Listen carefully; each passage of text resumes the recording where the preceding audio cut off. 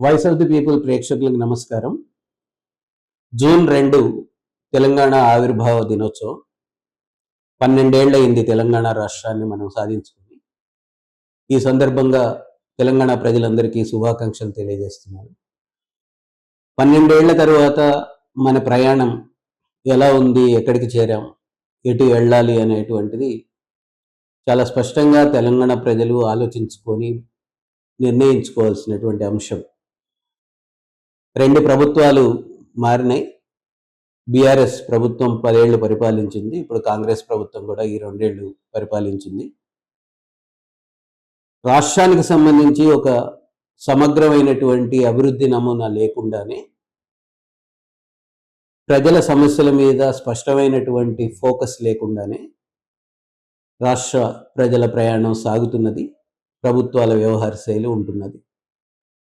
ముఖ్యంగా తెలంగాణ ప్రత్యేక రాష్ట్ర ఉద్యమంలో ప్రజలకు అనేక ఆకాంక్షలు ఉండేవి, ఆశలు ఉండేవి, అనేక డిమాండ్లు కూడా ఉండేవి.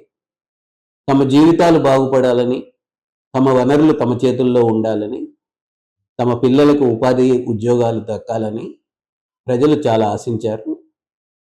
సమైక్యాంధ్ర పాలనలో జరిగినటువంటి అన్యాయం, వివక్ష కొనసాగకూడదని కూడా ప్రజలు ఆశించారు. ఈ నేపథ్యంలో జరిగినటువంటి తెలంగాణ ప్రత్యేక రాష్ట్ర ఉద్యమంలో లక్షలాది మంది ప్రజలు పాల్గొనడానికి ఏకైక కారణం ఏంటంటే తమ జీవితాల్లో మార్పు వస్తుందని, బాగుపడతాయని. కానీ 12 ఏళ్ల తర్వాత మనము చేసినటువంటి ప్రయాణం చూస్తే అన్ని సమూహాల ప్రజల్లో, అన్ని వర్గాల ప్రజల్లో కూడా ఒక తీవ్రమైనటువంటి అసంతృప్తి కనపడుతున్న పరిస్థితి ఉన్నది. అధికారం మారచ్చు, అధికారంలో ఉన్న పార్టీలు మారచ్చు, కానీ ప్రజల జీవితాల్లో పెద్దగా మార్పు రానటువంటిది మనకు కనిపిస్తూ ఉంది. ముఖ్యంగా ఒక ఆర్థిక విధానాల విషయంలో, పారిశ్రామిక విధానాల విషయంలో, వ్యవసాయ విధానం విషయంలో, విద్యారంగ విధానాల విషయంలో ప్రభుత్వాలకు ఒక స్పష్టమైనటువంటి వైఖరి లేదు. ఆ ప్రభుత్వాలు ఈ సమస్యలను పరిష్కరించడానికి కావాల్సినటువంటి బడ్జెట్ కేటాయింపుల్లో కూడా ప్రాధాన్యతలు కూడా లేనటువంటిది మనం చూస్తున్నాం. నిజంగా ప్రభుత్వానికి ప్రాధాన్యతలు లేవా అంటే స్పష్టంగా ప్రాధాన్యతలు ఉన్నాయి. మోడీ నేతృత్వంలోని కేంద్ర ప్రభుత్వం ఏదైతే ఒక ఆర్థిక విధానాన్ని అవలంబిస్తున్నదో, ముఖ్యంగా కార్పొరేట్ కంపెనీలకి అనుకూలంగా ఉండే ఆర్థిక విధానాలని, పారిశ్రామిక విధానాలను అవలంబిస్తున్నదో, గత బీఆర్ఎస్ ప్రభుత్వము, ఇప్పటి రేవంత్ రెడ్డి గారి కాంగ్రెస్ ప్రభుత్వం కూడా అదే విధానాలని కొనసాగిస్తూ ముందుకెళ్తున్నాయి. అంటే ప్రభుత్వాలు మారాయి, ఎవరు పరిపాలిస్తున్నారు అన్నది చూస్తే, ఎవరు మారినా, ఏజెండా మారినా అంతిమంగా కార్పొరేట్ కంపెనీలకి, ప్రైవేట్ బడా కంపెనీలకి అనుకూలమైనటువంటి విధానాలు, ప్రజలకు వ్యతిరేకమైనటువంటి విధానాలే అవలంబిస్తున్నటువంటి పరిస్థితి ఒకటి ఉన్నది. ముఖ్యంగా తెలంగాణ వనరులు తెలంగాణ ప్రజల చేతుల్లో ఉండాలి అని ఏదైతే ప్రజలు ఆకాంక్షించారో ప్రస్తుతం అది జరగడం లేదు.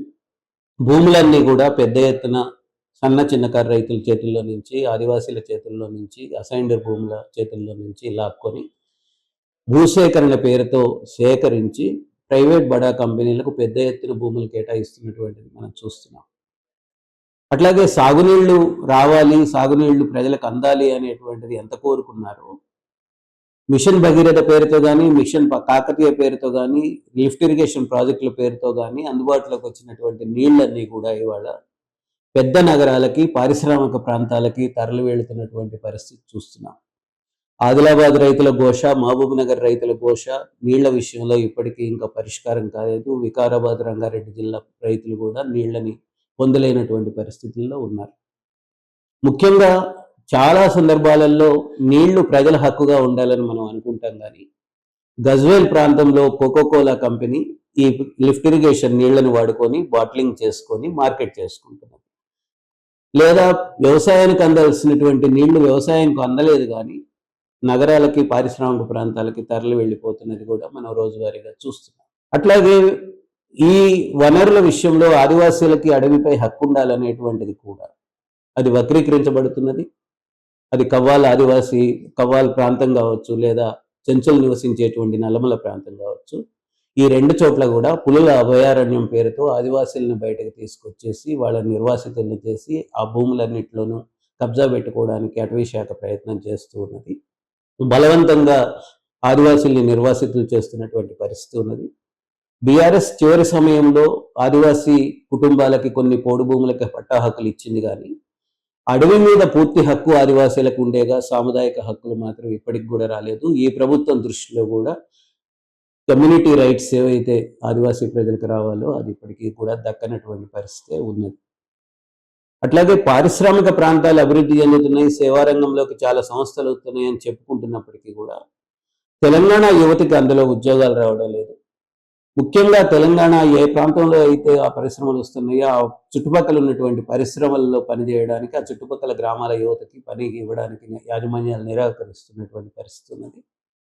ఉత్తర భారతదేశం నుంచి అది బీహార్ కావచ్చు, జార్ఖండ్ కావచ్చు, ఉత్తరప్రదేశ్ కావచ్చు, లేదా బెంగాల్ కావచ్చు, ఒరిస్సా కావచ్చు, ఇలాంటి రాష్ట్రాల నుంచి చాలా తక్కువ కూలీకి పనిచేసేటువంటి కార్మికులు వస్తున్నారు. వాళ్ళే ఇక్కడ పనులు పొందుతున్నటువంటి చూస్తున్నాం. అన్ని రంగాల్లోనూ కూడా వలస కార్మికుల దోపిడీకి గురవుతున్నటువంటి స్థితిని చూస్తున్నాం. అంటే మనం ఉపాధి అవకాశాలు, ఉద్యోగాలు పెరగాలనేటువంటిది ఏదైతే ఆశించామో 12 ఏళ్ల తర్వాత కూడా ఇప్పటికీ నిరుద్యోగ యువకులుగా ఉన్నటువంటి వాళ్ళే ఎక్కువ మంది కనపడుతున్నారు.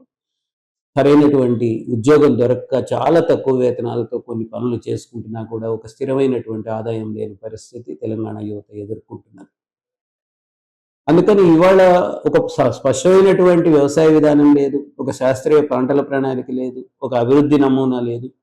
గ్రామాలను పాడు చేసి నగరాలను విస్తరించాలనేటువంటి ధోరణి తప్ప గ్రామీణ ప్రాంత సమగ్రాభివృద్ధి కోసం కూడా ఎటువంటి ప్రణాళికలు లేనటువంటిది మేము చూస్తున్నాం.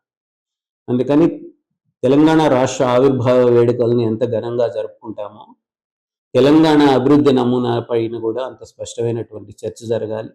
ముఖ్యంగా ఇప్పుడు ఆగి వనరుల మీద, ఉద్యోగ ఉపాధి అవకాశాల మీద, బడ్జెట్ కేటాయింపుల మీద ప్రభుత్వాలకు సరైనటువంటి దృష్టికోణం ఉండేలా, కార్పొరేట్లకు కాకుండా ప్రజలకు ఉపయోగపడే పాలనా విధానాలు ఉండేలా రాష్ట్ర ప్రజలు, ప్రజా సంఘాలు, పౌర వేదికలు పనిచేయాల్సినటువంటి అవసరం ఉంది.